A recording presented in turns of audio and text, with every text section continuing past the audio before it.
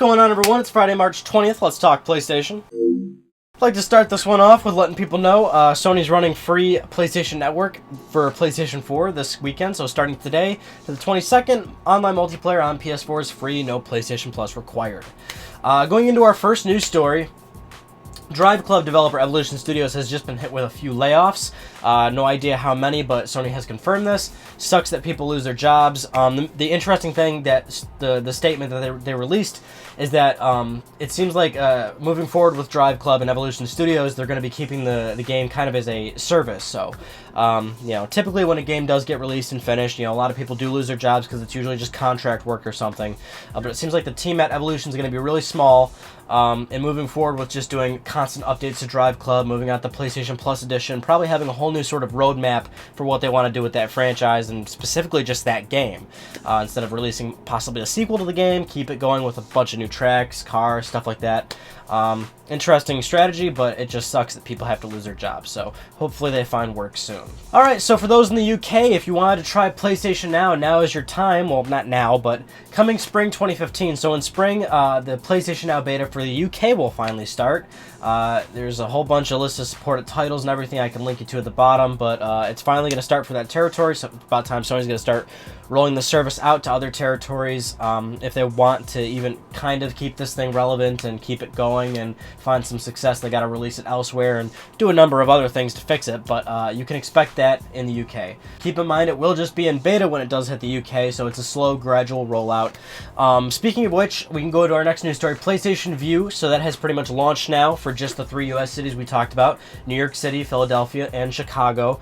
It's on the PlayStation, dynamic menu for everybody right now. You can go download it if you want, but it will not start unless it recognizes your location being within those cities. So don't be super confused by that, because if you start it and even say that you live in those areas, it will deny you access to it.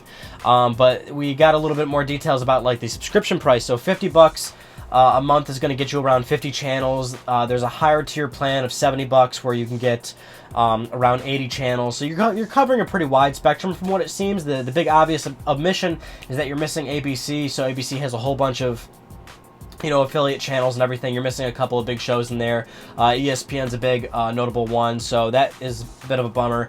And it seems like it's pretty expensive, and it seems like obviously it's like right in line with like most cable companies, which you have to figure it's that expensive because this is exactly what it's dealing with: streaming, getting access to the content from cable companies. Cable companies are really expensive. This has always been a long ongoing battle with cable companies. So who knows if Sony's got the answer. Clearly this is a, like I mentioned, slow rollout, so we'll have to see where they go with the service from here. So we haven't really talked about it, but the TV show Powers, the PlayStation 4, or the Sony-funded exclusive PlayStation Network TV show Powers that Sony talked about last year at E3. I mean, it's out now. You can start watching it if you're a PlayStation Plus subscriber. You get the first season for free, I think. Anybody can watch the first episode for free. But regardless, there's actually a scene in that show where somebody's on a PlayStation 4 and they're using in-game video chat. So I'm probably showing you a screenshot right now, but you can see it right there. That's basically in the show, and the big news story here is, will we possibly see that in a future firmware update? I'm of the mind that I'm going to say no, at least not anytime soon, or I don't see this as something that was like totally going to happen very soon. Sony's done this a few times where they'll use PlayStation in promotional material, but they gotta use it in a sort of way where it doesn't seem like something's what it really appears to be. Like one time on the PlayStation blog, they were showcasing uploading to YouTube, and the screenshot was a picture of Uncharted 2 being uploaded to YouTube on a PS4, and that was like people thinking like, oh, the Uncharted collection's coming soon, or it's coming. We still don't know if that's true. Which it might happen, who knows, an Uncharted collection might come down the line. But point being, that doesn't give any credibility to it happening. It's just I'm using an example. Maybe someone uneducated about PlayStation made that picture, you never know. And this might be the same sort of scenario. Maybe someone working on Powers, had to meld that scene to make, it doesn't necessarily mean that the feature's coming, but that they wanted to advertise PlayStation 4, but at the same time, have a scene play out where a guy's talking to a girl and that's what's happening in the scene or what have you. But maybe it will happen. I would like to see it happen. That would totally be cool. We all know PS4 is very capable of doing something like that, so it wouldn't surprise me at all if we do get it down the line. Alright, our next news story isn't like super specific to PlayStation, but I feel like I'm obligated to talk about this because it's making huge headlines, big news story. So basically, Hideo Kojima and Konami, there's apparently, this is a story that GameSpot picked up. Apparently there's a big falling out between the big publisher and Kojima Productions and Kojima himself. There's not a whole lot of details on what's going on. From what it seems, you go to the Konami website, all sort of mentions of Kojima Productions, staff members, Hideo Kojima himself are being removed from the website name. Apparently a source with Konami has said that there's been some sort of falling out, some sort of disagreement between the two parties. In terms of what it actually is, I'm not sure. No one knows, so I'm not going to talk about this too much until we get more details.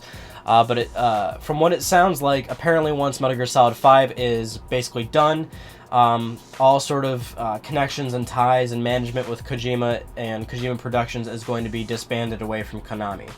And we all know those two have a very, very long history, publisher and developer, and yeah, it's hard to talk about this news story because we don't know a lot about what's going on, and I don't like talking about stuff like this until we get a lot of more concrete details, because at this point it's all conjecture. A lot of people have different ideas of what's possibly going on. Maybe Konami wants more Metal Gear games, Kojima doesn't want to do any more, and that's where the disagreement happens.